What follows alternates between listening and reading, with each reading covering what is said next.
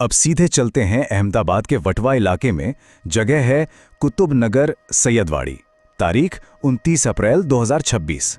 एक secret tip of मिलने के बाद अहमदाबाद सिटी क्राइम ब्रांच, एक एग्जीक्यूटिव मजिस्ट्रेट और फॉरेंसिक अधिकारियों की टीम इस जगह पर पहुंचती है।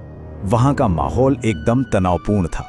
ये टीम वहां किसी रूटीन चेकिंग के लिए नहीं गई थी, बल्कि वो एक बेहद खौफनाक सच की तलाश में वहां पहुंचे थे। अब इस नंबर पर जरा गौर कीजिए, 18। ये सिर्फ कोई रैंडम नंबर नहीं है, ये उस अंधेरे सेप्टिक टैंक की गहराई है, पूरे 18 फुट। इसी 18 फुट गहरे गड्ढे में अधिकारियों ने खुदाई शुरू की और जो उन्हें वहां मिला वो सच में दिल दहला देने वाला था। उस कीचड़ और अंधेरे के बीच से इंसानी कंकाल बरामद हुए। इस केस की टाइमलाइन आपको हैरान कर देगी।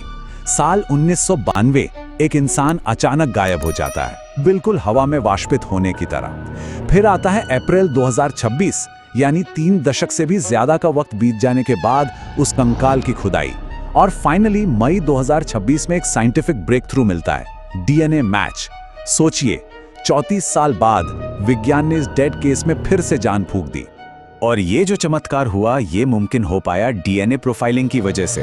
बीजे मेडिकल कॉलेज के फॉरेंसिक डिपार्टमेंट और एफएसएल ने इन अवशेषों का बड़ी बारीकी से वैज्ञानिक विश्लेषण किया और आखिरकार इसी फॉरेंसिक मेडिसिन ने इन बेजान हड्डियों को एक नाम दे दिया।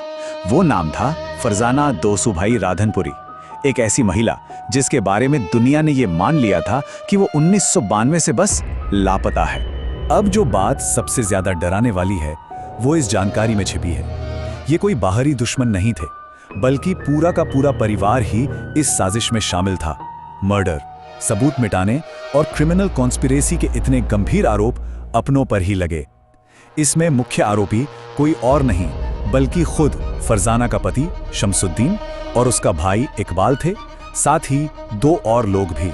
मतलब ये सिर्फ एक मर्डर नहीं था, ये अपनों द्वारा बुना गया एक बेहद क्रूर और सोची समझी साजिश का जाल था।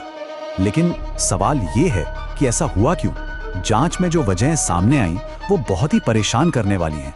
घर के अंदर लंबे वक्त से चल रहे गंभीर घरेलू विवाद इसकी जड़ बने। बताया जाता है कि फरजाना की लाइफस्टाइल को लेकर परिवार में काफी कलह रहती थी और इसी झगड़े ने शमसुद्दीन और उसके साथियों को इतना खौफनाक कदम उठाने पर मजबूर कर दिया। उन्होंने फरजाना की हत्या की और फिर सबूतों को हमेशा के लिए मिटाने के इरादे से उसे घर के ही 18 फुट गहरे गड्ढे में दफना दिया। खैर, यहाँ पर थोड़ा रुककर सोचने वाली बात है। सब कुछ इतने परफेक्ट तरीके से छिपाया गया था, किसी को कानों कान खबर नहीं थी। तो फिर 3 दशक बीत जाने के बाद पुलिस अचानक इस रैंडम से सेप्टिक टैंक तक पहुंच कैसे गई? और बस यहीं से ये पूरी कहानी फॉरेंसिक साइंस की दुनिया से निकलकर एक भयानक साइकोलॉजिकल हॉरर में तब्दील हो जाती है। सच कहूं तो दशकों पुराना ये राज किसी पुलिस वाले की तफ्तीश या किसी खबरी की वजह से बाहर नहीं आया। ये सामने आया खुद मुजरिमों के डर, उनके अपने मनोवैज्ञानिक पतन की वजह से। इतने सालों तक ये परिवार एक भयानक गिल्ट और दहशत में जी रहा था। उनका दावा था कि उन्हें फरजाना की परछाई दिखाई देती है, उन्हें लगातार हेलुसिनेशंस हो रहे थे। उनका अपना दिमाग ही उनके लिए एक सबसे बड़ा भूत बन चुका था। आइए देखते हैं कि ये सब स्टेप बाय स्टेप कैसे खुला। ये वाकया सच में चौंकाने वाला है। पहले स्टेप में वो अपने ही गिल्ट और दहशत में पूरी तरह से जकड़े गए। फिर दूसरे स्टेप में इस तथाकथित भूतिया खौफ से छुटकारा पाने के लिए वो तांत्रिकों और तंत्र मंत्र के चक्कर में पड़ गए। और यहीं तीसरे स्टेप में उनसे वो गलती हुई जिसने सब कुछ पलट दिया। अपने अतीत के इस भूत को भगाने के चक्कर में 1992 के इस भयानक जुर्म के राज बाहरी दुनिया तक पहुंच गए। और वही फुसफुसाहटें, वो राज जो तांत्रिकों के सामने उगले गए थे, घूम फिरकर अहमदाबाद सिटी क्राइम ब्रांच के कानों तक पहुंच ही गए। पुलिस को वो क्रूशियल सुराग मिल गया जिसकी शायद उन्होंने कभी कल्पना भी नहीं की थी। बस इसी एक टिप ऑफ ने 34 साल की उस गहरी खामोशी को हमेशा के लिए तोड़ दिया, जिसने फरजाना की आवाज को इतने सालों से दबा रखा था। इसके बाद विज्ञान ने अपना काम किया और डीएनए मैच ने हर शक को दूर कर दिया। लेकिन यह सिर्फ एक लैब रिपोर्ट का नतीजा नहीं है, ये एक इंसान के लिए इंसाफ का एक बहुत ही भावुक पल है। एक ऐसी महिला जिसे उसके अपनों ने ही हमेशा के लिए मिटा देना चाहा था, आज उसकी पहचान को उस घने अंधेरे से वापस खींच लिया गया है। तो इस पूरे विश्लेषण के अंत में एक बहुत ही गहरा सवाल जहन में रह जाता है।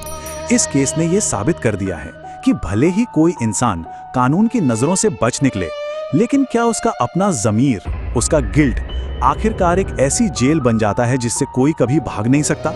ये हमें यह सोचने पर मजबूर कर देता है कि सच्चा इंसाफ शायद हमारे अपने अंदर से ही शुरू होता है।